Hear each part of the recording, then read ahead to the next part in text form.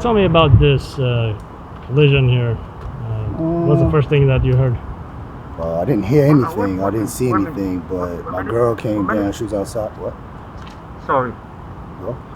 Well, my girl was outside with her friend, and she called me downstairs, and she said she saw a body in the street. And sorry, I missed the beginning. Can you please tell me? Yeah, I was upstairs, and my girl called me downstairs. She said she sees something in the street. She see a bag. She was with her friend. So I came downstairs, and it turned out to be a body in the street. And we came down and we saw it, and you know, I call it ambulance, as other people that was here call ambulance. When you first saw that body, what went through your head? Surreal, because it was kind of detached, decapitated from the ankle down, so I saw a lot of graphic. I don't want to get too graphic, but Describe that lower down. You talking about the legs or? he had no foot, like straight shin, no foot. Foot was on in the road with skids. It was just a gruesome scene to see. It's something that you would never witness, or you never. I didn't think of coming downstairs to see something like that. After my girl told me something happened, but it was very tragic. It was very very hard to watch. You mentioned you called 911. Yeah, I did, but with a few others, just to try to speed up the 911 process, just to get everybody on the scene for what's going on that situation. EMS arrived. What did they do as far as their they treatment? tried to resuscitate him, but we don't know. I don't know if he was alive or dead, but they took their EMT tactics, and they tried to resuscitate him. And next thing you know, they put him on the gurney, and then they took him to the hospital. From that point on, I hope he survives, and God is with him. Or if he's not here, may God be with him and his family. That's all I can say. What do you think caused that injury? To be honest, I wasn't there, so I can't comment on that one. Would you say it's unusual? Very unusual to come upstairs to see somebody on the road just laying there, motionless, footless, with no kind of,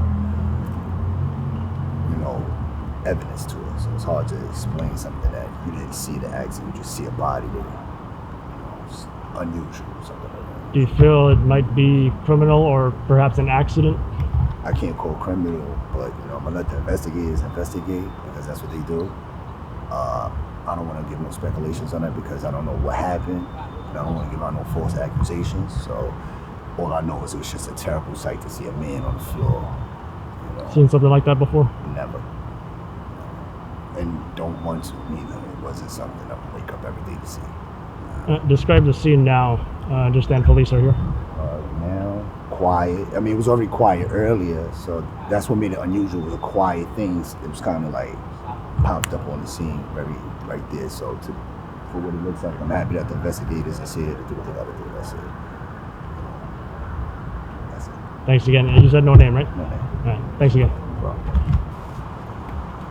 Yeah, Mr. Assemblyman, tell me about this pedestrian struck, the scene here. So I was coming home, it's about 1:30 at night here, and I saw obviously a big police tape, and I came over and we heard the horrific news that someone might have lost their legs, and this is an issue going around the city. I think I seemingly have seen it that with COVID and with the pandemic that has gone on, people have seemingly have not really obeyed the rules of the road as much as it seemed like pre-pandemic, to be honest with you. Unfortunately, this I believe it was a gentleman. He paid a severe price. I don't know the details of the case, but obviously it's been difficult. People around the city, fatalities and people being struck. You mentioned during the pandemic, others have drove more recklessly. Do you think it's due to just less traffic in the street? Well, I would say listen, there's always been problematic drivers for sure, and also individuals not obeying the rules of the road. But I think what I've seen just from driving out and being out post-pandemic or during pandemic, we should say, right? There's less cars on the road, so I think people are not paying attention as much because especially at 1 o'clock in the morning or 12 o'clock at night, they feel like no one's on the road. They may not look they might not look twice. They may not be extra cautious. And again, unfortunately, in this situation, it seems like that might have been the case here. Anything else you'd like to mention about pedestrian struck or traffic or anything? I mean, listen, I don't have the stats in front of me right now, but again, it also, I think that there's been an issue with changing streets and changing all over the city. So people may need a refresher. People even walking, people riding the bike, people driving, where one day you have one rule and the next day you have bike lanes, or you have you have different turn signals, or you have different.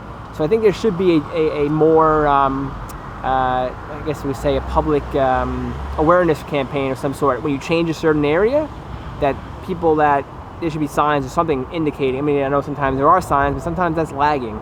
So I can't say that happened here.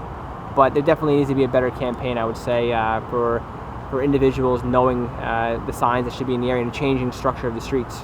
I mean, and I want to add, you do see this a lot. It didn't happen here, but you now see with the restaurants, the seating on the street, where people have gotten struck. Exactly by right. drivers Exactly there, too. right. So it definitely needs to be a couple of things with that. There needs to be maybe slower, maybe lower the speed limit in an area that has outdoor seating, or not barricades, but some type of steel structure to prevent, even if a car would strike.